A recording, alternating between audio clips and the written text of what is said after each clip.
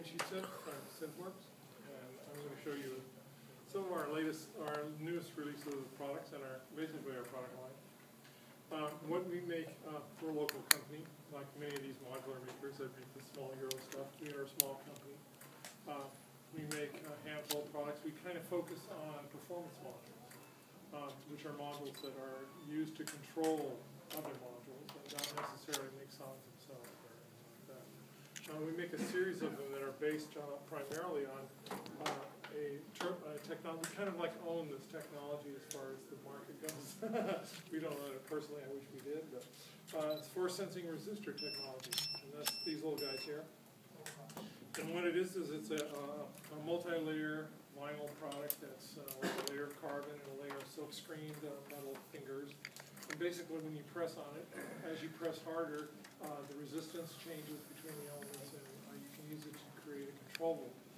So you find these behind the pads of like drum machines and a lot of things like that that you stack on or punch on apart. Or actually, they make the company that makes these makes a 18-inch long, very skinny one that goes underneath the beds of most keyboards for aftertouch. When you play the keys, they ground down on this thing, and then as you press harder, it changes the voltage and gets turned into aftertouch. We make a series of them. The first ones we made are these ones here, which are the FSR4 and the FSR4CB. And the FSR4 is 4 of them for the small round ones, which are about ½ an inch or so across. And the CB is this larger panel that has much larger ones that are easier to play with, like drumsticks, or if you want to do like finger roll things, that sort of stuff. They're very sensitive. Because of their sensitivity, we've built into the program, the module, a sensitivity adjustment control that allows you to dial back some of the controls. Here's an example of a patch where I use like 4 of them. This is the classic ray guns from Mars patch, which I'm sure you've heard around.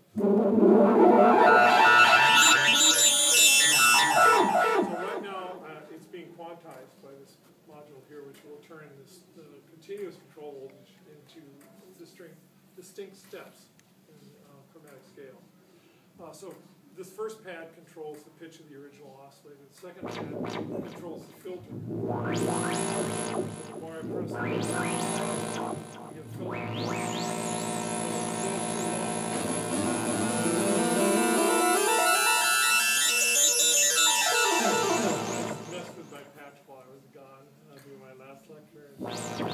Sort of strangely toneless, but I like it, so I kept it. And then I've added on this other 2 pads. One of them controls an LFO speed. You can see it's this guy here. And as I press hard, you can see it gets faster. And the next one is a VCA that allows that to go to change the pitch. So with all 4 of them, you can, with one hand, you can go fairly through a lot of different spaces.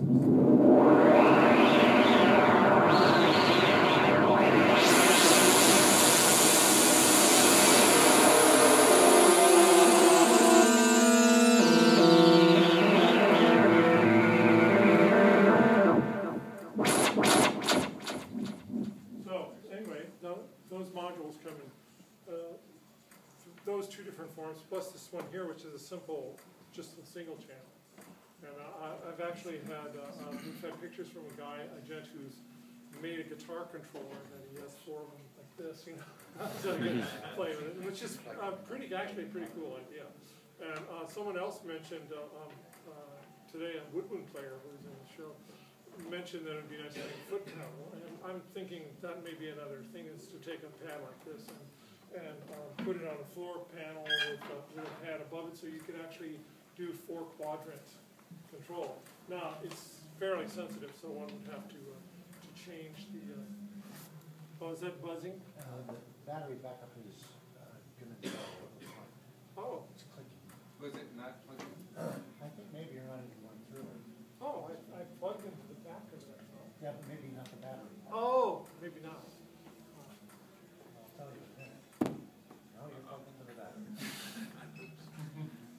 No boot up times. Yes, demo about no boot up time. They paid me a lot for that. Well, It's not getting enough current for some reason, that's why it's. Oh, from the main power? Yeah, because it's going on the battery, so it's. Yeah, rounding up. let me shut some of these down. Maybe we'll discuss the power draw. I don't think that's the problem. Yeah, because I don't recall doing it before. Well, I can do it, if it's in the way I don't need it for the rest of the demo. Just figure out a way to. Change jacks or something? Yeah. I can go direct if you want to bypass it entirely. It's the top plug. Top left, right? Yeah, the one that's different looking than all the rest. Yeah, so if you want to plug that directly in there and just bypass it from the thing entirely. That's good. Did you get your power back? Yes, my power is back. Okay, well, it's just barely in, but it'll, it should be bypassing the battery now. It's pretty good. Ah, okay. We're back alive. So, we also make a series of modules we just came out with, which are these slide clock modules, which are very basic, very utilitarian, very cheap. You know, they're $75, and there's 5 of them here. And the graphics are such that if you use them in a desktop situation where you want the jacks up at the top, then it's cool. But if you use it in a physical like this, module, then you can put the jacks at the bottom. And the graphics are basically arrows, so it doesn't matter what position you're in. And the latest version of this that we come up with is this guy here, which is 4 of them. And these are passive modules, the ones in this place. This is the newest version of the FSR4s, which are just the passive resistive part of the module by itself. So you can actually plug audio through these. And the main disadvantage is that it has no sensitivity control, so you have to learn to play it instead of being able to adjust it for your playing style. But that's okay. It still works really great, and the advantage of playing audio through it is that you could do things like the classic chop edits, where you could actually have an audio source, and chop it that way. The other advantage of these particular ones versus capacitance versions, there's a few touch panel versions out there that are capacitance-based, is that you can wear gloves, you can put rubber pads over them and hit them with drumsticks. They don't change with if there's a lot of fluorescent lighting. You don't have to worry about touching the metal and playing them at the same time. They're very robust. They last for a very long time. We haven't had them in the market very long, but the manufacturers who have, I mean, if you're using them in a court, drum station or something, you're doing a lot of pounding on them, so they last a long time. And they're very robust. And these are like $75. They're very cheap relative to these sort of modules. The newest version is an active module, and that's this guy here, and it's 4 channels of slide pots, and these are dual slide pots, so you can have 2 actions happening simultaneously on this, and that allows you to plug things like plug an audio, say 2 LFOs of different speeds, or 2 different signal sources and pan between the 2, or segue, I should say, between the 2, or you can send 1 signal source to 2 different destinations and do panning, which is real nice. And in this case, you can do that 2 complete separate circuits independently with the same slide control. So at one time, you could be raising the volume of something, and at the same time, be panning an LFO to another source.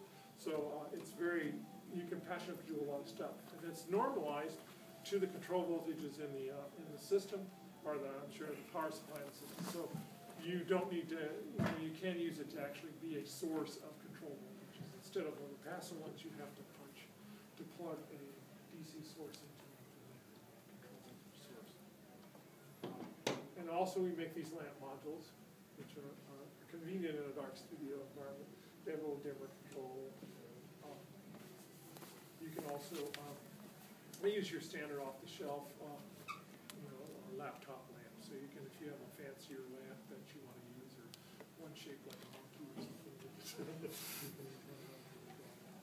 on. And we also make a patch cord checker, which is very important on these systems.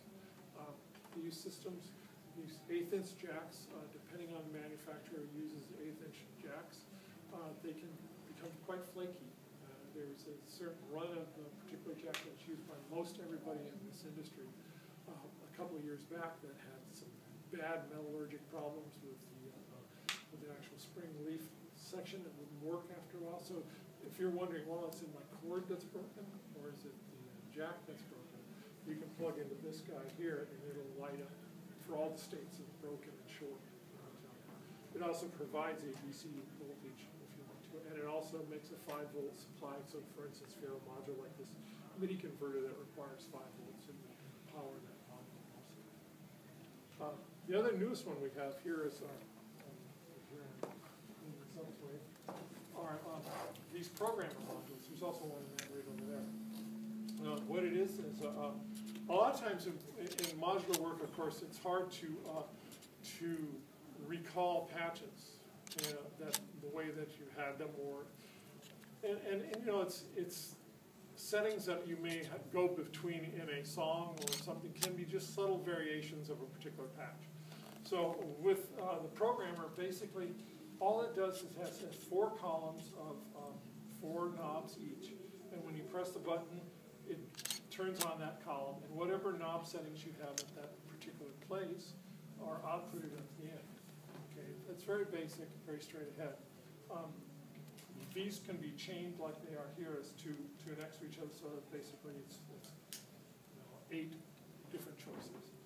But they also can be stacked, and they can be stacked as far as you want it. If you have cabinets for it, if you want to have it 32 tall or 62 to 64, whatever multiples of 4 that you want to get going, you can do that, and it'll be fine.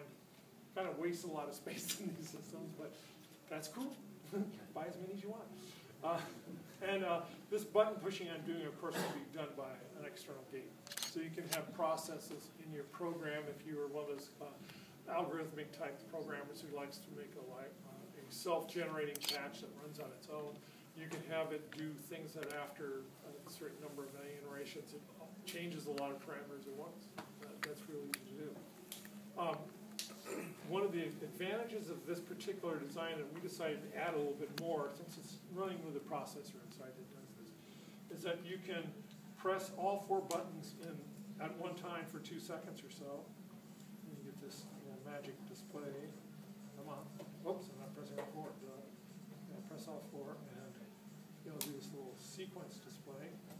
And now the unit is a sequencer. And the 4-column inputs that were once just choosing that column, now do other functions. Like the first one becomes a clock in, the second one becomes a reset in, the third one becomes a run stop that will basically stop the sequencer where it's at and keep it there. And the last one is a step control, so you can manually step through. So in this case, you can walk through the sequence like that. I have a patch here. Let's set up. Switch if you will.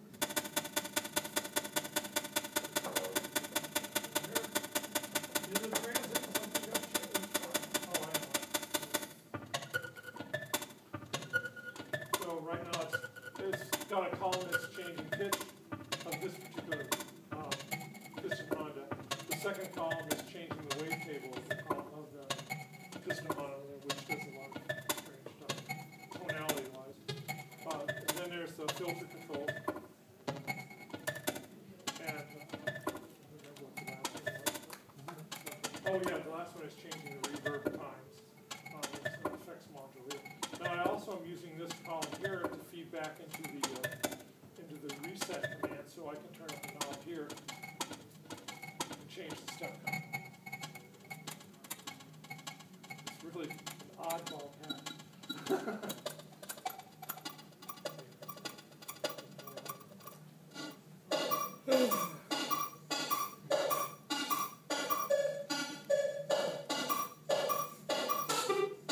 That's very useful.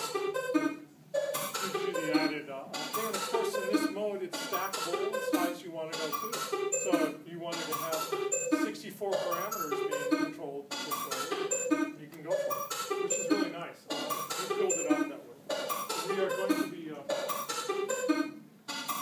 making some in-between modules. Like right now, set up like this is, if I wanted to change it to be two functions, like one of them being a programmer and the other one being a sequencer, I have to physically pull some ribbon cables in the back. So we're going to be making a module, a very simple, very cheap module that'll sit between these, that'll allow you to de-stack them and de-chain them and de-chain parts of them from each other. For instance, the control voltages from this first section do pass through the second. So in certain mode, if you change the second one into being a programmer and the first one into being a sequencer, you can use the second one to transpose the sequencer. So that way you could have verse course and alternate course and all that stuff in the programmer and have the sequencer do its thing. And we also are going to make some, the concept we're going for in the next couple of modules we make is a modular sequencer truly in a modular sense. And that is a module that's just a bank of pots, a module that's just a bank of switches, a module that's a bank of pots and switches, a clock module, a summer switcher module, these sort of things. So you could buy, oh, I want a simple clocks. I don't need it to go backwards and forwards and do pendulum and do random and choose the thing by voltage. Well, I'll buy the cheap one. And they'll plug into these modules. And then, oh, I want to have another rank of 4. Well, I can afford another rank of 4. Let's put another bank of 4 up there. That sort of stuff. So you could build up a sequence to be as complicated as you want it to be, and be as flexible as you want it to be, and to have each component part be cheap enough that you can expand it. Like right now, you buy a Dofer 16-step sequencer, and you're paying $400, $500 for that. And then they came out with a new clock module on the side. Well, that was another $300 for that clock module, and you disabled the one in the one you just bought. In our case, it would be another module. You just unplug, this clock module, well, you can plug it into this other set of modules. It becomes something that you can make, and you can mix and match. Oh, I'm going to do a lot of rhythm stuff. I'll just buy the toggle switch modules and not the pots. I don't need to have pitches. And you can make rhythm stuff. So that's kind of what we're aiming at. We're aiming at making it something that's expandable, it's flexible, that allows you to custom make it to what you want to do in the true sense of a modular. You custom make everything else. Why can't you custom make this complex module? You might as well do it that way. So anyway, that's what, maybe questions, and then we'll switch it over. Yeah, anybody have any questions on any of these things? Come on! That's okay. But I'm in the next room. If you want, I really suggest that if you have never played on these pressure-oriented modules, that you come over and check it out, because it's not like the other ones in the market, the passive space ones. It's very subtle, very simple. You can lean in and go places and keep it there. It does take a learning. It has a learning curve, like any instrument that is complex and subtle will take some learning. And we're in all the available, online places all over the world. So to buy any of our stuff that's out there. Excellent. And we also take suggestions too. If you guys have ideas for modules, or even if you have a circuit that you designed yourself that you think would make a great module, get in touch with us. Because I'm all in for sharing. IP will give you a cut of the profits, etc. So, especially if you got something that really kicks ass.